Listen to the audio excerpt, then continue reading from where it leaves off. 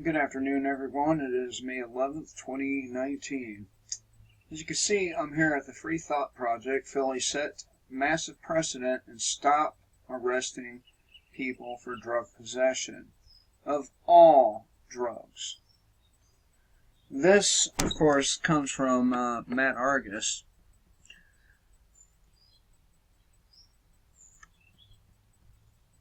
One thing you should understand by this decision is if they stop arresting people for drug possession, that will mean less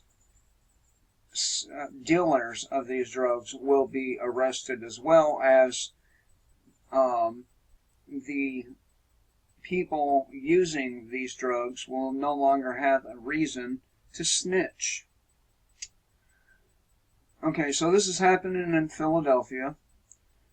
Philadelphia District Attorney Larry Krasner told the media this week that his office is very close to the prospect of refusing to kidnap and cage people for possessing drugs. This would make Philadelphia a leader in the nation and the first nail in the coffin that is the violent and immoral war on drugs. Kasner told Axios on HBO that instead of kidnapping and caging people for possessing substances deemed illegal by the state, which has shown to be a horrifyingly violent and corrupt failure, those resources will be spent helping the person get clean. Now, not everyone wants to get clean, and not everyone uses these substances irresponsibly. I had a little bit of a back and forth with an individual on Discord a couple weeks ago, where he basically didn't like the idea of people having these substances because a lot of people make bad decisions and don't use them responsibly. But it's not up to the state or myself or anyone else to tell people how to live. And if they go down that road where they are constantly high on some sort of substance like cocaine or heroin, it's to their detriment. It's to their detriment and their own fucking fault.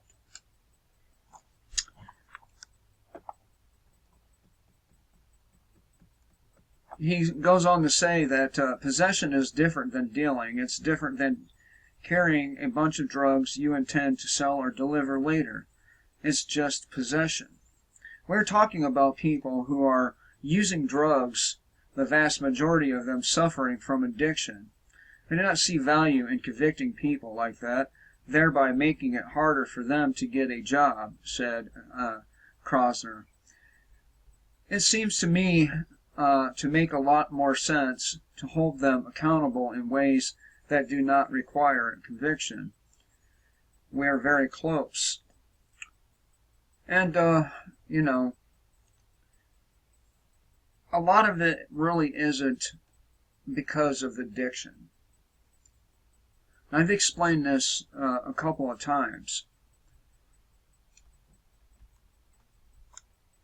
The body processes both physical and psychological pain the same way. And so when a person takes, say, 30 milligrams of hydrocodone, it numbs that psychological pain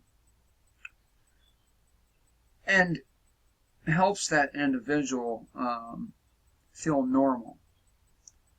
Now, trauma is the main reason for addiction, and addiction of any kind, whether it be cigarettes, food, drugs, and so on. Early childhood trauma is by far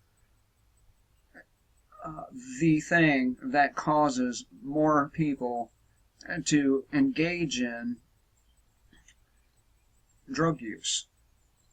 I know because I've experienced it. I still do, I still do pop some pills now and then, but I don't do it for the same reason as I did before. Now, it's about actual physical pain. But this trauma, when you're beaten as a kid, when you are abused in any way, you carry that shit with you the rest of your life. And it comes to a point where you'll do anything to forget it. So a lot of it really isn't about addiction. It's more about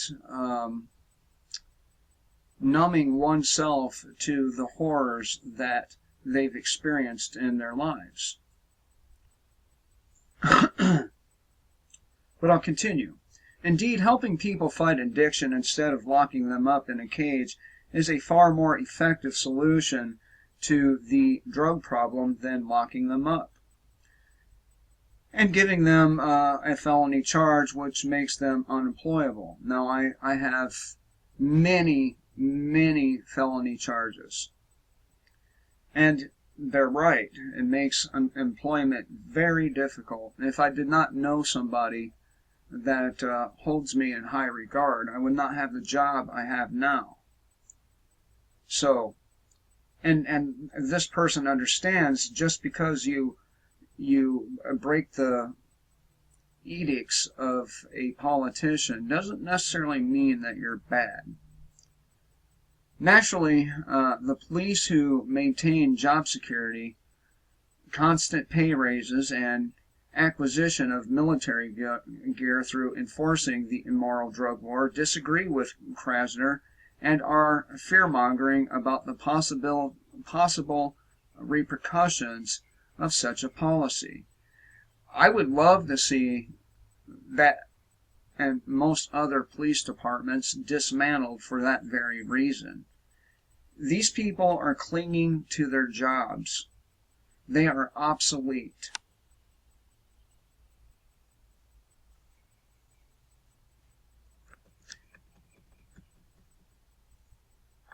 It's not a good idea, said John McNesby, the president of the Fraternal Order of Police. Small amounts of marijuana, fine, but once you start getting into the other scheduled drugs, it's kind of a recipe for disaster. Well, I've never seen, I've known lots of people that's taken mescaline, LSD, mushrooms. And yes, once in a while you get a guy that goes on a bad trip and he ends up naked somehow running around. But overall, nothing really happens to you when you do these things. You sit in your living room or wherever you happen to be and you laugh your ass off and you have a big cheese and grin all night long. It's a vacation. And who doesn't like vacations? I mean, after all, we do live in a place that's extremely violent, the government, and the people, as a result of the government being violent, are violent themselves. We are surrounded by assholes. So it's no wonder people are taking more and more alcohol. It's no wonder people are taking more and more prescriptions. It's no wonder more and more people are snorting cocaine and shooting heroin. It's no wonder. I don't even find the dealers of these things to be criminal because they are engaging in free market. A person wants a product and they provide it. They're not holding a gun to the heads of these people and saying, you have to take these substances like the government does.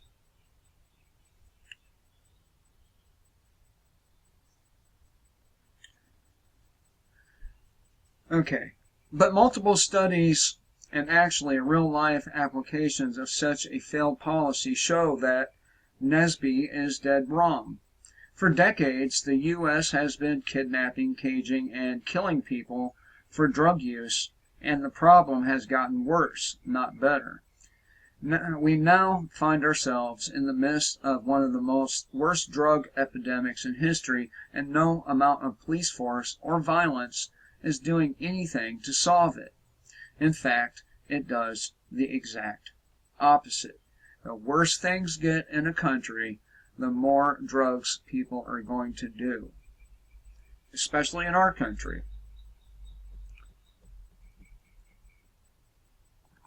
Richard Nixon, in his effort to silence black people and anti-war activists, brought the war on drugs into full force in 1973. He then signed a Reorganization Plan Number 2, which established the Drug Enforcement Administration, the DEA. Over the course of 5 decades, this senseless war has waged on, and really it should be raged on, at a cost of over $1 trillion, running and ending countries like, I'm sorry, I fucked that one up. At the cost of over $1 trillion, ruining and ending countless lives in the process. America's drug war has created a drug problem that is worse now than ever before. And this is no coincidence. You remember my Truth in Music video when I covered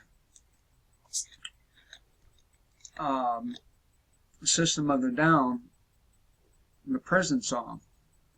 They had it exactly right in that song. Exactly.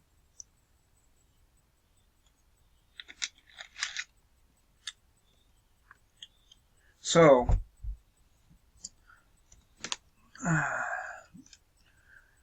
for years, those of us who've been paying attention have seen who profits from this inhumane war: the police state and the cartels.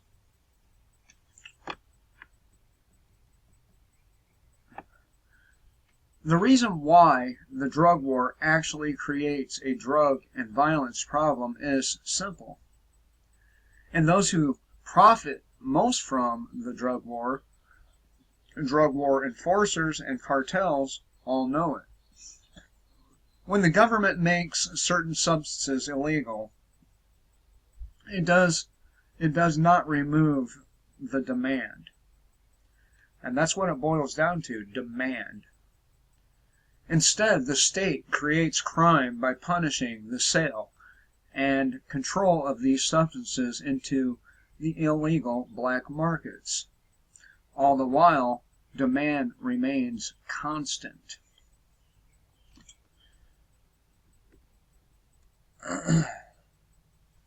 We can look at the prohibition of alcohol and the subsequent mafia crime wave that ensued as a result as an example. The year 1930, at the peak of prohibition, happened to be the deadliest year for police in American history. 300 police officers were killed, and innumerable poor people slaughtered as the state cracked down on drinkers. Outlawing substances does not work. Back before then, heroin, cocaine, morphine, you name it, it was available in pharmacies and malt shops and other places, and we didn't have nearly the junkie problem we have today. You add that to the trauma that people have throughout their lives, and a lot of us have some serious trauma. If you saw me in person and saw all the scars on my head and body, you'd wonder what the fuck happened to me. Most people do. When they see I shave my head, when they see all the scar tissue, they ask me, what the fuck happened to you?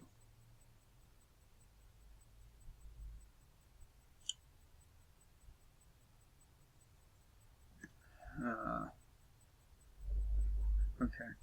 Criminal gangs formed to protect sales territory and supply lines. They then monopolize the control of the constant demand.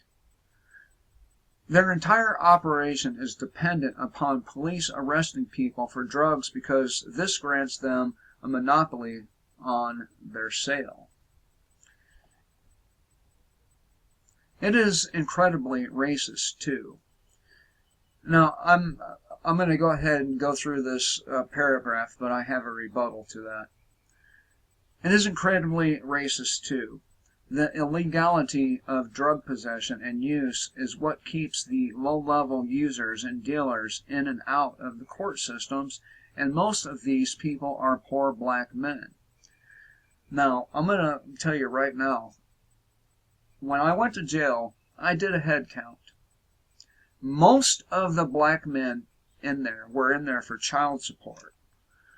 And then second was drug sales. And lastly was drug possession. On the other hand, most of the white guys in there were in there for methamphetamines. And the population in the county jail, at least down here, was about 50-50. It was about half white, half black. There were, of course, Hispanics and others, or Latinos and others, but their numbers pale in comparison to the blacks and the whites. Instead, I would say that probably it is meant to target lower income people, not specifically black people. As Dr. Ron Paul has pointed out, black people are more likely to receive a harsher punishment for the same drug crime as a white person. Again, I have to wonder if Ron Paul's ever been in a courtroom while people have been are being sentenced. When I went to court, the black guy who dressed properly and spoke properly got a much less of a stiff sentence than the black guy sagging his pants and speaking slang and mumbling. It's not really about what the color of the person, but rather their presentation. Now, when I went to court, I dressed properly, I spoke properly, and I can compare myself to another white guy who was a wannabe. They threw the fucking book at him because he sounded like a moron. If you sound like a moron, they're going to throw the book at you. I'm just saying. This revolving door of creating and processing criminals fosters the phenomenon known as recidivism. Recidivism is a fundamental concept of criminal justice that shows the tendency of those who are processed into the system and the likelihood of future criminal behavior. And that's, like a guy like me, I go to county jail about every 10 years for the same thing, more or less. So there's that. The war on drugs takes good people and turns them into criminals every single minute of every single day. The system is set up in such a way that it fans the flames of violent crime by essentially building a factory that turns out violent criminals. The system knows this too, as the very existence of the police state is dependent upon the drug war. When drugs are legal, there are far fewer doors to kick in, fines to collect, profit prisons to fill, and money to steal. When drugs are legalized, gang violence drops too, drastically. Not only does it have a huge effect on the localized gangs in America, but the legalization of drugs is the crippling to the violent foreign drug cartels as well. This is why the Free Thought Project and myself and other open-minded groups all advocate bringing this bloody and criminally ineffective drug war to a sudden and grinding halt. Hopefully, this move in Philly is the beginning of a snowball effect that will bring the war on drugs to its knees. And by the way, a town in Colorado has recently voted to decriminalize magic mushrooms, which is a very, very effective way to treat PTSD, depression, among other things. So, why should it be criminal? Oh, that's right. Big Pharma profits. Stupid me. Anyway, like, share, subscribe, donate, hit me up on, hit the group up on Discord. Kill the state before the state kills you.